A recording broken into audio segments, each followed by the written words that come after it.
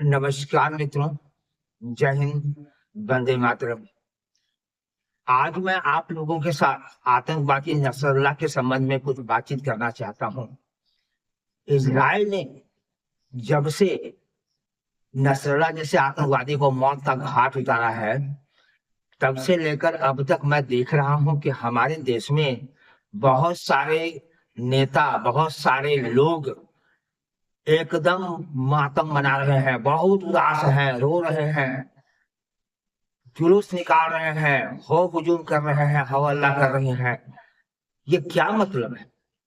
एक आतंकवादी के लिए इतना स्नेह, वो जो इतने इतने लोगों को मौत का घाट उतारा, उसका कुछ नहीं। और उसके लिए सब जो है मातम मना रहे हैं, रो रहे हैं। ऊपर से कुछ नेता ऐसा कह रहे हैं कि भारत सरकार, प्रधानमंत्री को चाहिए कि इजराइल को विरोध करे, इजराइल के साथ संबंध समाप्त कर ले। अरे ऐसा होता है क्या? एक आतंकवादी मरने से भारत इजराइल के साथ अपना रिलेशन खत्म कर लेगा, जो इतना अच्छा रिलेशन है। एक आप लोगों को नहीं पता है कि जितने भी देश उसके आसपास हैं, सबका एक ही उद्देश्य है, इजराइल को बर्बाद कर देना। तो क्यों नहीं इजराइल अपने बचाव में कार्य करेगा? क्या इजराइल का अपना कोई अधिकार नहीं है, कोई अपना कर्तव्य नहीं अपनी जनता के प्रति? वह भी अपनी जनता के प्रति ही कर्तव्य निभा रहा है। क्या वो अपनी जनता को मरने के लिए छोड़ सकता है? सारे देश मिलकर कह रहे हैं कि इजराइल को नक्शे से गायब कर दो, इजराइल को बर्बाद कर दो। वहां जितने भी देश से सबका एक ही कहना है कि इजराइल वर्ल्ड का सबसे बड़ा शत्रु है, इसको अस्तित्व से मिटा देना है। और इजराइल मार खाता रहे और मैंने विरोध ना करे। गजब सोच वाले इंसान इस वर्ल्ड में हो गए हैं और उसका विरोध भी कर रहे हैं। आपको पता होना चाहिए कि सारे देश मिल करके इजराइल को बर्बाद करना चाहते हैं। इसलिए इजराइल अपने बचाव के लिए, अपने जनता के बचाव के लिए अपना कर्तव्य निभा रहा है। और वह सारे देश को, सारे आतंकवादियों को जड़ से समाप्त करने की व्यवस्था कर रहा है, ताकि भविष्य में इससे अस्थायी मुक्ति मिल सके।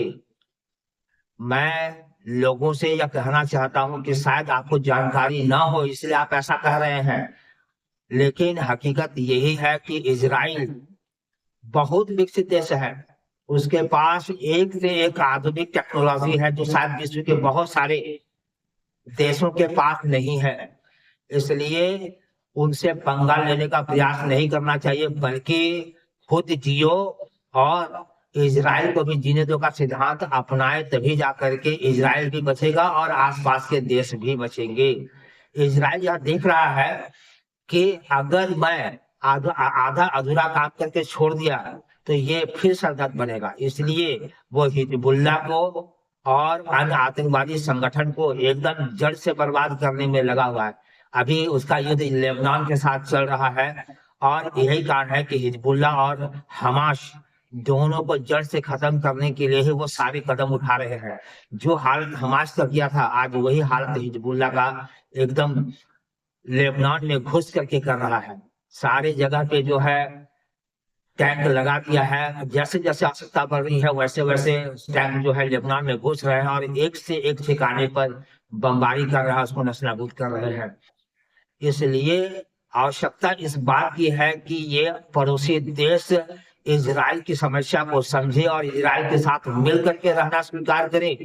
आप इजराइल से पंगा नहीं ले सकते हैं, इसलिए मिलके रहना ही आपके लिए फायदेमंद है और इजराइल के लिए भी फायदेमंद होगा। लेकिन इजराइल को से अगर पंगा लेने का प्रयास करेंगे तो इजराइल एक ऐसा देश है जो छोड़ने वाला नहीं है।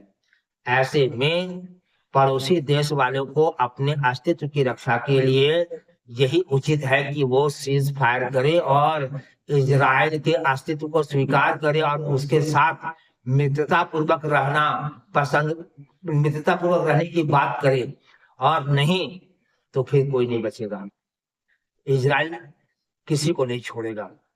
अतः मिलजुल कर रहने के लिए प्रयास करें और विश्व के सारे देशों को चाहिए कि इस युद्ध को समाप्त करने के लिए बातचीत का माहौल पैदा करें। जय हिंद, वंदे मातरम।